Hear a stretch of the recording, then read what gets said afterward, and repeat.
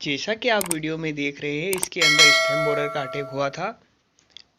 Stem borer जो कि तनों के बीच में रहती है तथा बीच बीच में से खाते हुए एक इल्ली ही मान सकते हैं इसे, या फिर एक कीड़ा कह दे। तो बीच बीच में से खाते रहता है और उसका स्टेम, उसका तना खोखला कर देता है, जिससे हमारा पौधा मुरझा जाता है तथा सूख जाता है। देखिए, अगर आप वीडियो में जैसे देख रहे हैं, इसमें स्टेम बोरर का अटैक हुआ था, फिर यहाँ पर कीड़े लग गए और फंगस का भी अटैक हमें यहाँ पे देखने को मिला।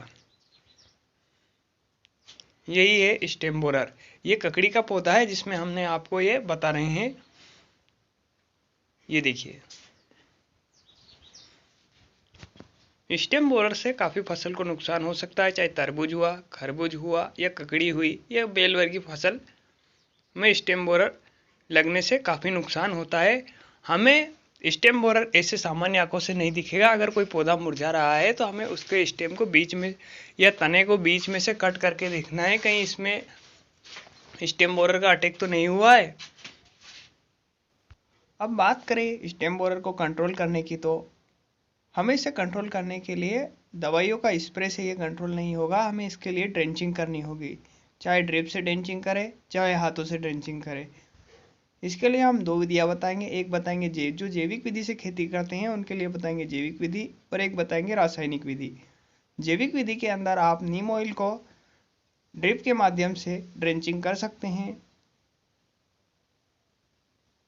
आप रासायनिक विधि में अगर हम बात करें तो अब बात करें रासायनिक विधि की, तो रासायनिक विधि के अंदर हमें, अगर हमारे खेत में स्टेम बोरर का कम अटैक है तो हम इसके अंदर इमिडाक्लोप्रिड 17.8% वाली की ड्रेंचिंग कर सकते हैं। हमें कितनी ड्रेंचिंग करनी है, तो हमें 1 एकड़ में 250 मिलीलीटर की ड्रेंचिंग करना है इमिडाक्लोप्रिड की।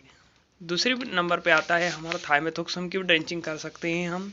थाइमेथॉक्सम, अब इसकी कितनी मात्रा लेनी है, हमें 200 ग्राम प्रति एकड़ के हिसाब से इसकी मात्रा लेनी है। अगर हमारी फसल पर स्टेम बोरर का ज़्यादा ही अटैक हो गया है तो हमें वैल्यूम फ्लेक्सी की ड्रेंचिंग करना है। वैल्यूम फ्लेक्सी की मात्रा कितनी होगी, तो 200 ml प्रति एकड़ के हिसाब से हमें इसकी मात्रा लेनी है,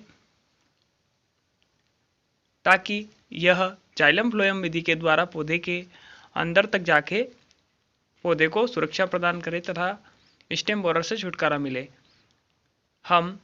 हमें क्लोरोसाइपर का हम रिकमेंडेशन नहीं करते हैं। क्लोरोसाइपर से पौधे की अगर मात्रा ज़्यादा हो गई तो पौधे जल भी सकते हैं। ना ही हम किटाजिन की ड्रेंचिंग करने का कहते हैं, क्योंकि किटाजिन की ड्रेंचिंग से भी ज़्यादा अगर मात्रा हो गई है तो हमारे पौधे जलने की शिकायत हमको देखने को मिलती है। इसीलिए इन दो दवाइयों को आप मेरे हिसाब से ड्रेंचिंग नहीं करें तो ठीक रहेगा।